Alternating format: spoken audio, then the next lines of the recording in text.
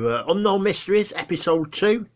This is the first story. Just 1 second. It's about angels. 3 stories about angels. Just 1 second.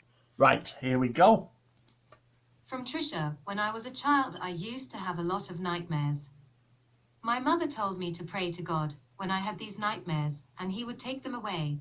But sometimes these dreams were so frightening that I couldn't go back to sleep, because I was afraid I would have it again. One day my mom put a picture of Jesus up on my bedroom wall, and she said that he would protect me. I was comforted by that picture and my mom's gesture.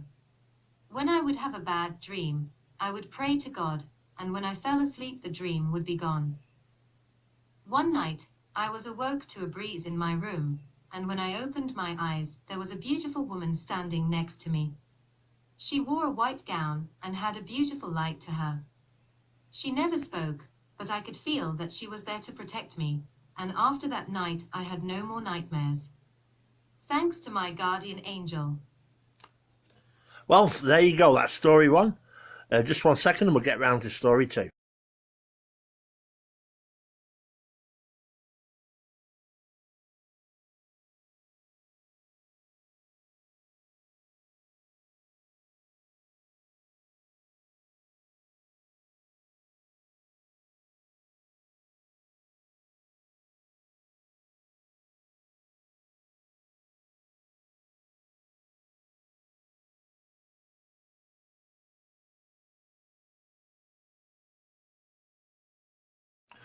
Right, what we've got now is story 2.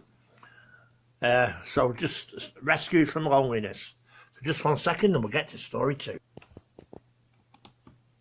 Rescued from hopelessness.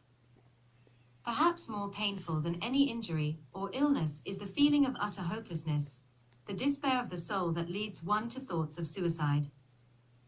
Dean S. experienced this pain as he was going through a divorce at the age of 26. The thought of being apart from his 2 young daughters was almost more than he could bear.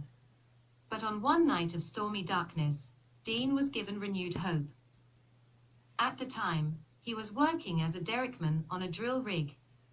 That night, he was having serious thoughts of taking his life as he looked down from the 128-foot derrick.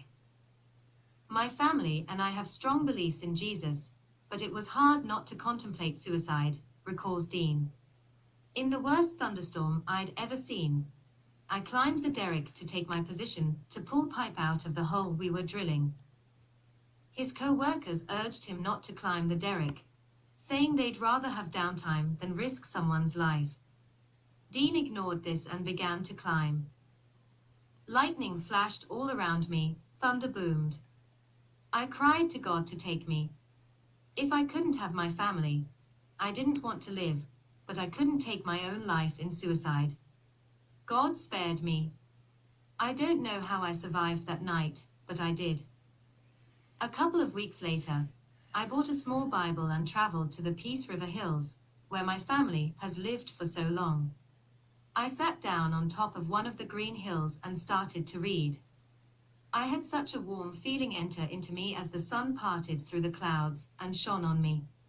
It was raining all around me, but I was dry and warm in my small spot on top of that hill. Dean says that these moments changed his life for the better. He met his new wife and fell in love. They started a family together that includes his 2 daughters. He says, "Thank you, Lord Jesus, and the angels you sent that day to touch my soul." Well, there you go. That's story 2. One more story to go. Story 3. So just 1 second and we'll get to story 3.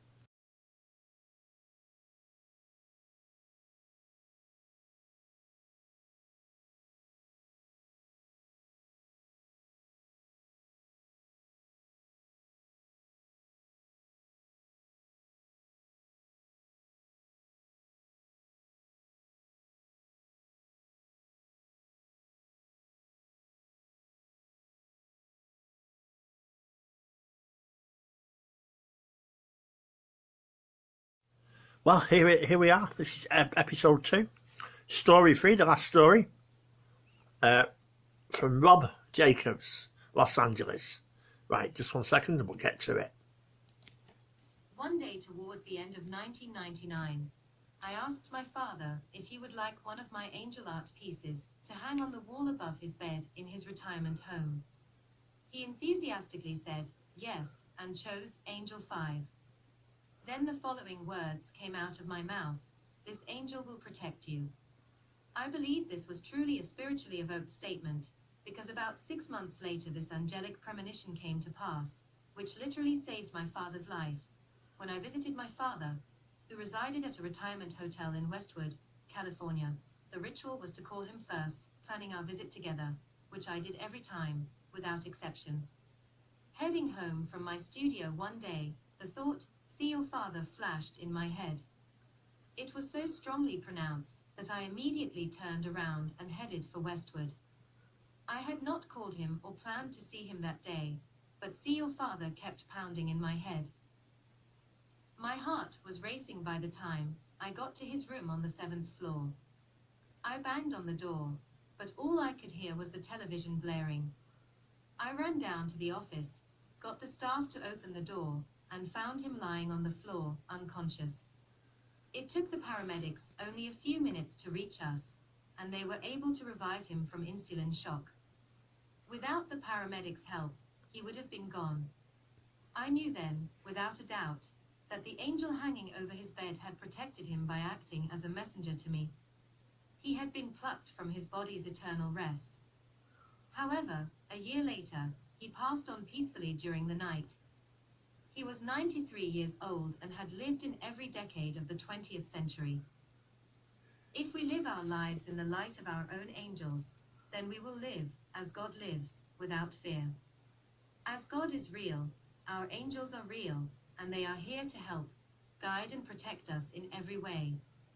They are not just hanging on walls, or sitting on tables. Our angels are within us, and all around us. All we have to do is realize this wonderful truth. Well, there you go. That's story 3. Next month will come episode 3. Thank you.